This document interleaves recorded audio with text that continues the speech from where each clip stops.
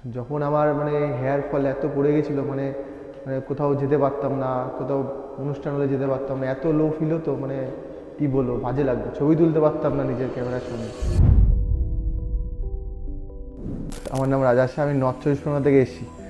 তো আমার প্রথমে প্রচুর হেয়ার ফল হতো, প্রচুর চুল পড়ে গিয়েছিলো। তারপরে ইউটিউব দেখে বিগ ডারমাকে দেখলাম, খুব ভালো লাগলো, এখানে আসলাম। এসে স্যার ম্যাডামের সাথে কথা বললাম, ওরা খুব ভালোভাবে বোঝালো যে কীভাবে কী হবে।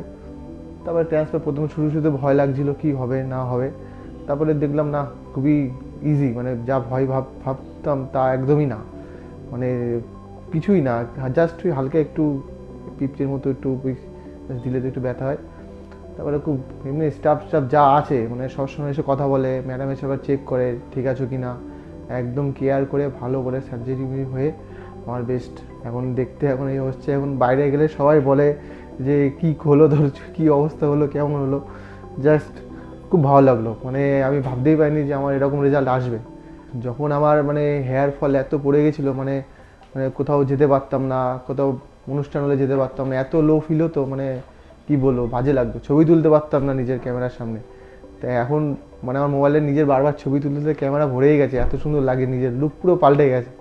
যেখানে নেমন্তন্ন সেখানে একদম দ্বিধাবোধ করতো আমাকে যেতে, কিন্তু এখন মনে একটু সাহস আছে, যেতে ভালো লাগে বেশ নিজেকে যেতে। তো বলবো সবাই যদি আসো, বিগ ডারমা ছাড়া আমার মনে হয় না আর কোনো অপশান আছে। খুব ভালো, এদের ব্যবহার থেকে সবই ভালো। কেউ যদি ট্রান্সফার করতে আসো, বিগ ডারমাই। থ্যাংক ইউ বিগ ডারমা।